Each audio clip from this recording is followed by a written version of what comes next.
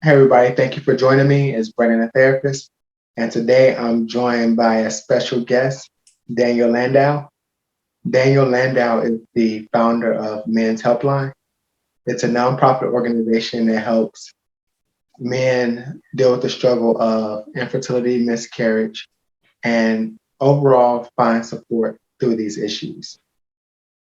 Daniel, as always, it's great to be with you again.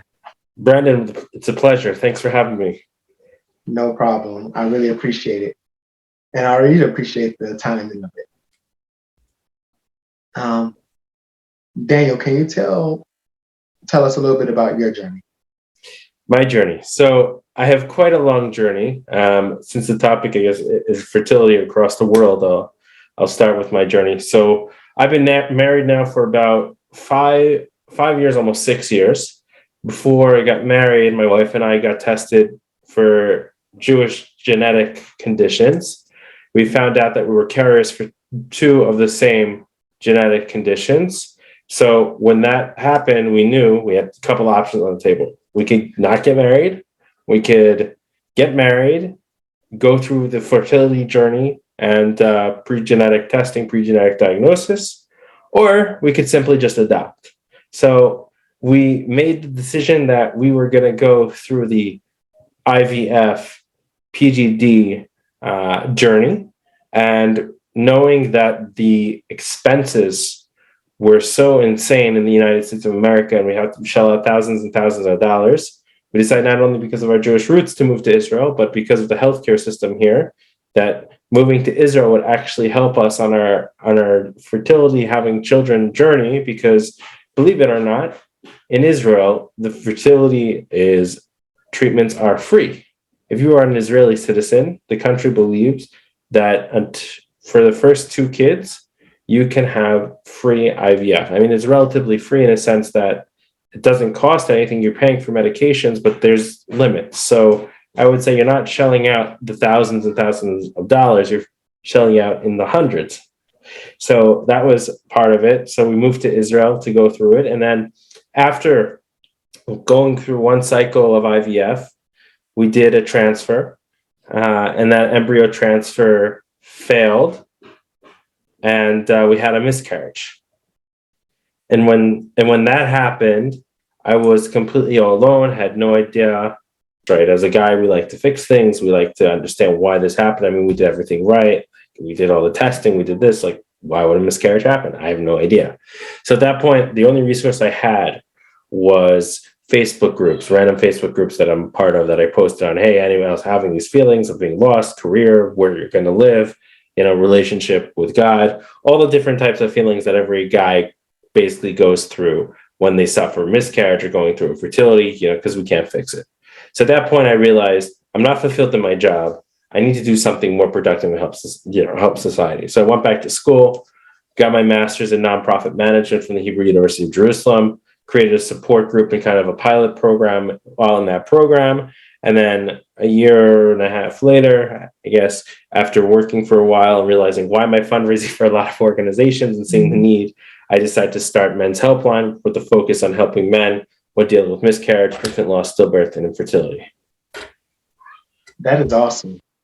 So, you mentioned a few things I want to touch on, but the one thing I want to kind of focus in on right now is the attitude of infertility in Israel.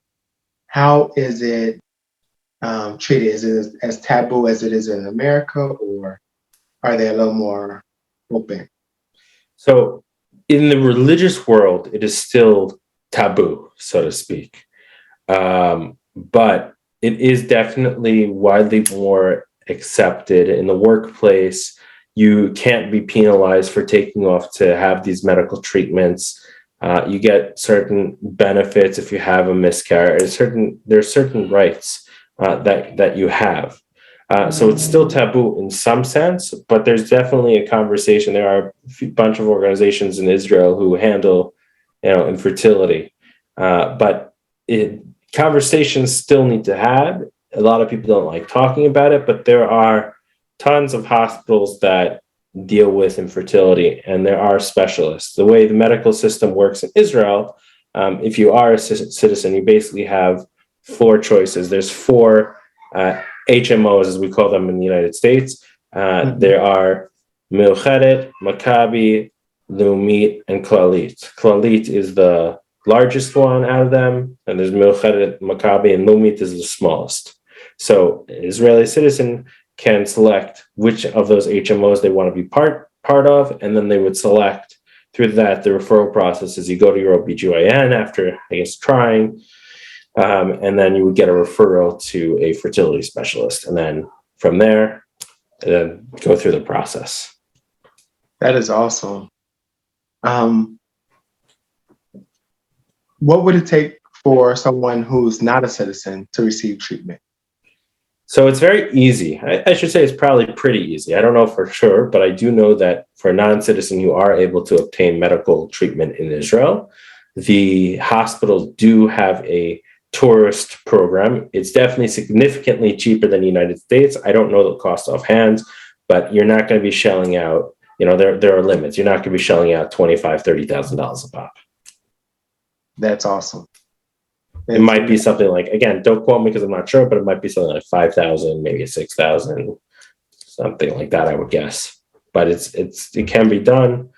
I know for sure Tel Shomer Hospital, which is Sheba, which is world renowned, one of the best hospitals in the world, does it. And Hadassah, they all have tourist programs. So it is possible to do IVF treatments in Israel as a tourist. Okay. Is it difficult to become a citizen in Israel? Is it difficult to become a citizen? It's an interesting question. Right now, if you are from Ukraine and you've been in the Ukraine refugee, it's very easy to come.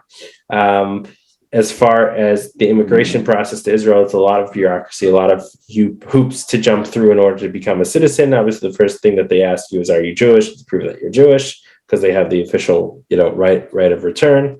You go through an interview process, documents. It's not that difficult. It takes time. I would say it probably takes about 6 months to do it. I've seen sometimes people do it quicker, but you also go through an FBI background check. So it's pretty thorough. You have an interview with the Jewish Agency of Israel, who's like I would call them kind of like an ambassador, so to speak. Okay. So it's definitely shorter than America. For sure. For sure. And then citizens, of course, are entitled to the medical benefits. Let's talk insurance. I know you mentioned the 4 HMO plans. Are they expensive? They are not expensive. They are not at all. I pay, in terms of how healthcare works in this country, let's say I go see a primary care physician, that's free. Let's say I see a specialist, it costs me 30 shekels, which is all of, let's say, $10, a little under $10. Some things are a little bit more, but the monthly you pay, if there are different levels within the HMO, if you want a little bit more, I wouldn't call it special care, but if you want to get a higher standard and get discounts on some of the medications and different benefits, it's maybe $25, $30, depending on the age. Could be a little bit more, maybe 50. Medications, standard medications in Israel, they have a whole list of what's covered, and if it's in the medication basket, the average medication price is 17 shekel, which is tell you exactly, $5. About $5 is the average medication cost. Really? That is Most. awesome. And I take it the healthcare is just as comparable as it is in the US. It is very good. Israel has a very good quality medical system. You might need to wait a bit if you need an MRI or something specific, but it is very good. I'm very happy with the medical care that's given here. The doctors are great. For men who are going through infertility in Israel, how are, besides yourself, how are the medical professionals supporting them? They're not. Okay. It's the same as in the US. I mean, the Israeli doctors, they like getting you in, getting you out. They really aren't so much supporting. Some of the doctors might be a little bit more supportive towards the guys, but in general, it's pretty much the same as the US. Okay. And for women, is it still the primary focus? Correct. Now, when it comes to alternative reproductive methods, in this case, I'm thinking adoption and donor sperm. How common is that within Israel? So adoption is very complicated in Israel. There's a long waiting list you have to jump through because I'm not too familiar with it. Donor sperm is also complicated. I mean, surrogacy as well. I know it can be done. I just know it's a bureaucratic process. Definitely can be done. Okay. Is that for the legal concerns or just? It could be a combination. I mean, there's always in Israel, you're dealing with a whole system where you have rabbis getting involved and dealing with the healthcare and the government kind of falling apart. So it's complicated, but it can be done. Adoption does happen in Israel. It's a process, and there's definitely donor sperm in Israel. There are sperm banks. You bring up a really good point. So, how does religion affect the infertility process or the reproductive method?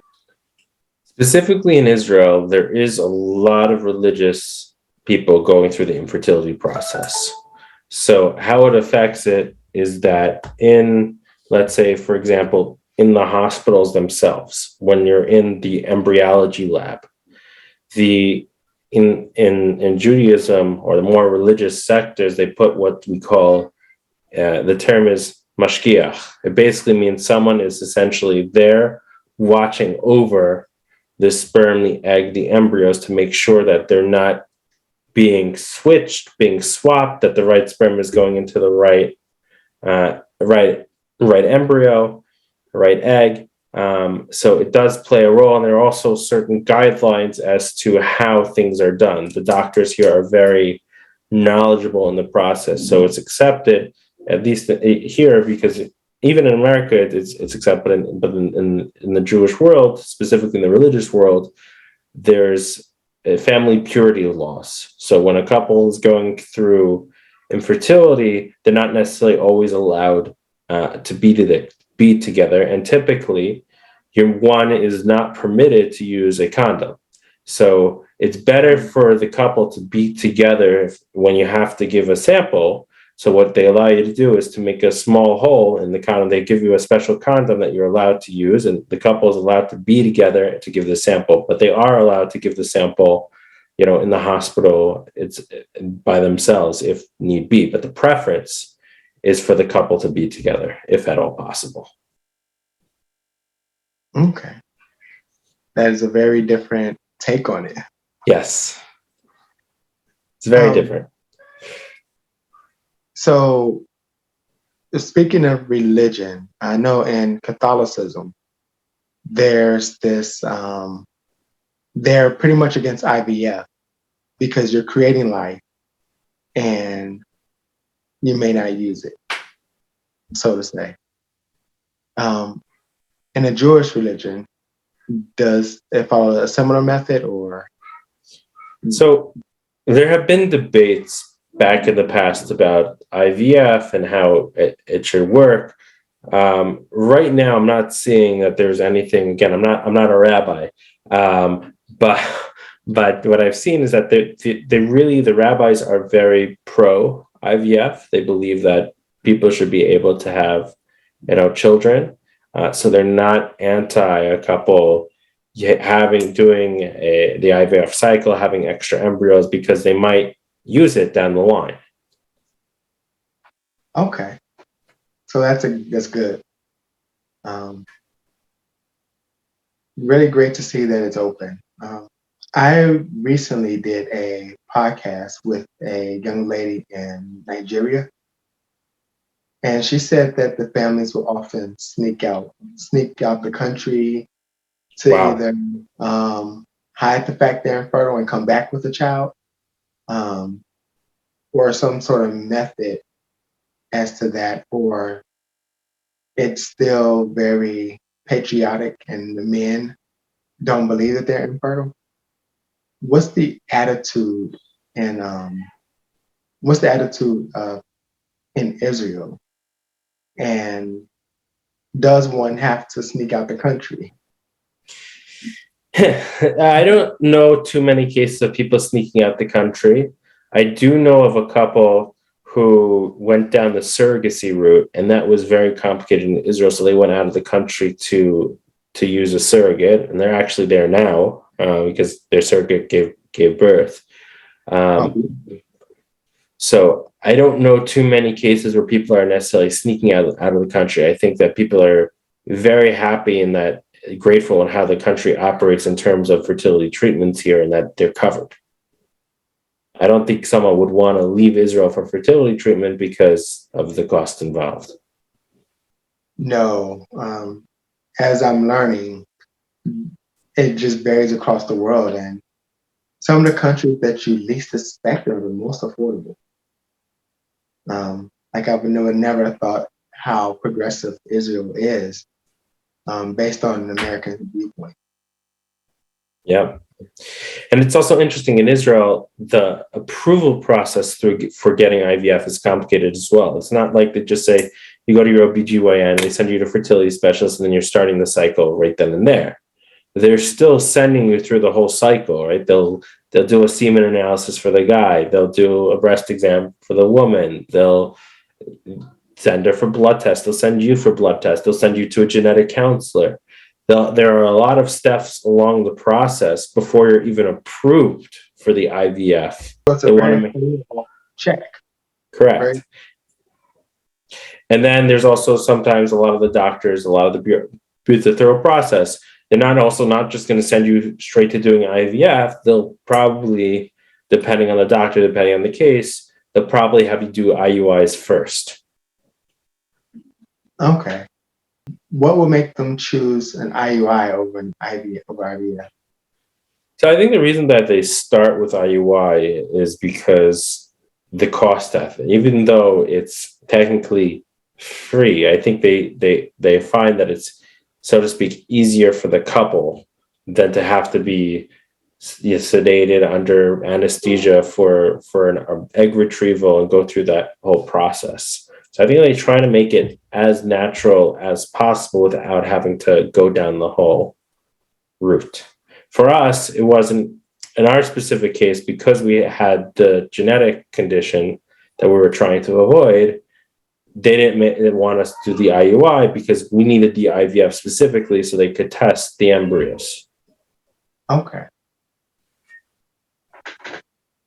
But if it's just a couple in general struggling with infertility, they'll try the IUI route. Okay. And I know we've tried IUI. It has been unsuccessful, needless to say. And so I know IVF has a 50% better outcome. It does. The here that they will try IUI first is different than the American attitude, because Americans typically go, well, you do IVF before IUI, even though there's an extreme cost difference. Wow. And also, I don't know if the mandatory workup is that significant, because for me, genetic testing was an option. The doctor said, basically, you're not producing, but we can't follow up. Right. Here they want to do it because, for example, if you have a child with a disability in Israel, you're getting paid every month by the government. So they're trying to avoid that cost. And to make sure that you're healthy enough in the beginning. Correct. And if there does come up that you're dealing with male factor infertility, maybe you'll have to go through other procedures, just your urologist. You want to know exactly what they're dealing with beforehand. I love the way, from the way you're describing it, I love the way that the complete makeup sounds. Because at the end of the day, it doesn't seem like men are walking around with this diagnosis of unexplained infertility, which is what I was technically diagnosed with. Um, I tell everyone azoospermia because the doctor said I wasn't producing, but in reality, it was unexplained infertility. Um, and so it seemed like in Israel, the men have a little more grounding. There's still that unexplained infertility, but they'll do whatever they can to try and get to the bottom of it. I mean, I have a case right now with a friend of mine. They're going through the whole journey, and it's very, very complicated. One doctor got it wrong, thought they had PCOS. Another doctor thought they had DOR, but that's not the case. And like, it's very complicated. So they're trying to figure out exactly what it is so they can get the right medical treatment and have a child. They don't like leaving you hanging. It's a very family-oriented country. That is beautiful. Beautiful in so many ways. So I'm happy to hear about the work they're doing in Israel. How do you think some of that how do you think some of that behavior or things could benefit Americans? Well, number one, the first thing that needs to be changed in the United States that could be benefited is if the U.S. government would look and say, "Hey, having children is a right. You should be able to do it, and people shouldn't have to take out second mortgages, and go into debt over it because obviously having a child in itself is an expense. So to add that extra expense is very challenging. So I think they could learn from that and try and make policies and procedures that anybody who's been trying for X amount of time or over a certain age, or for one kid, for two kids, whatever it is, to benefit from the system and to put a cap on the medications on how much you'll have to pay out the procedures. So that's the first thing.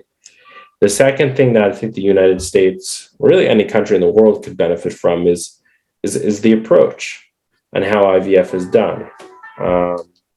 Because I believe that IVF needs to really be done in a sensitive way and a protective way. Like Israel has these people who are in the labs. I'm not sure what it's like in the US, but that extra level of protection, I think, would be beneficial in the United States as well. Because obviously mistakes do happen, but to have an extra person in the embryology lab seeing what's going on, overseeing, have counselors available, chaplains, whoever needs to be there for you to have a resource and to talk to, have other organizations out there. Infertility, it's not just obviously it could be a personal struggle where people should share their stories, but they have to be comfortable doing it. But I think in general, the mindset needs to change and to more family oriented as opposed to, you got to work hard to earn your money. Doctors need to make a ton of money. Here, the doctors are not earning $500,000 a year, $300,000 a year. They'll be lucky if they're earning after taxes, maybe 10,000 shekel, 15,000 shekel. I mean, they're not making six figures. So in general, the process isn't financially motivated. Correct. Where in the US, obviously a lot of I'm not saying they're bad doctors, but a lot of people say, okay, I want to be a plastic surgeon or I want to be, an IVF doctor, because that's where people wind up paying private and shelling out hundreds of thousands of dollars. Right. So it's not money driven. And I think the attitude also around it, I mean, people seem in the hospitals, in the clinics, at least that I've seen, people don't really seem so upset by the fact that they're going through the fertility journey. I mean, obviously they're a little bit uncomfortable, but I don't get the vibe that there's this, what the heck, why am I doing this? People are generally happy because they want to have a child and they're hopeful that this treatment will work. That is awesome. That is also a big stress relief. And I don't know if you've encountered this or not, but how are the social implications around infertility in Israel. When I say social, I mean like friends and family. Are they supportive, or do they? So it depends. It depends on the couple. It depends on the family.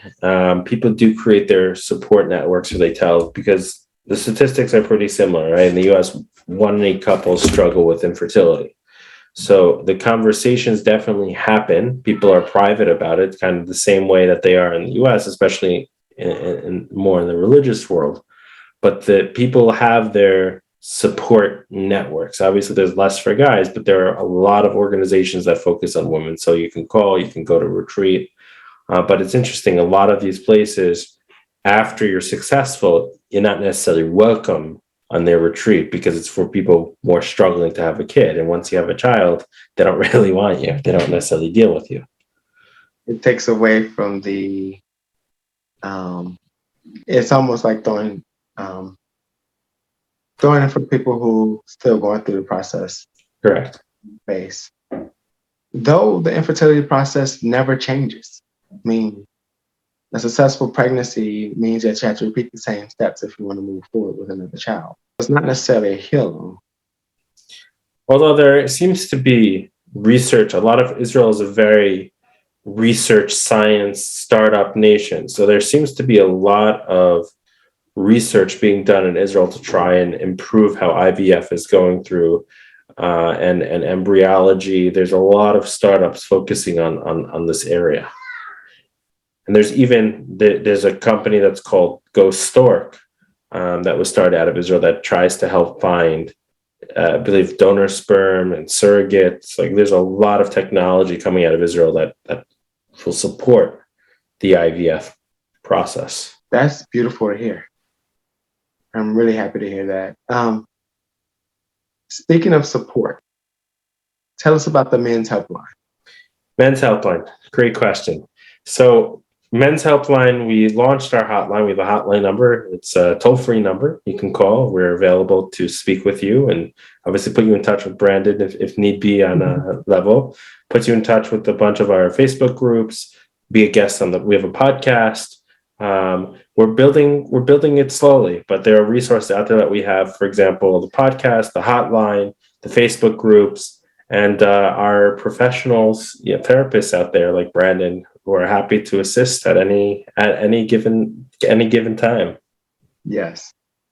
So, and the goal down the line really is to, once we have plenty of people, is to have retreats and to have sports available. So let's say 2 people are sitting in, I'm just throwing out a city, let's say you have 3-4 guys in Charlotte, North Carolina, and they want to get together and talk about it. Instead of necessarily going straight to the therapy route, have a meetup, go play a game of sports, go to a bar, just relax and talk about it, because it is very stressful. So that's the goal of Men's Helpline.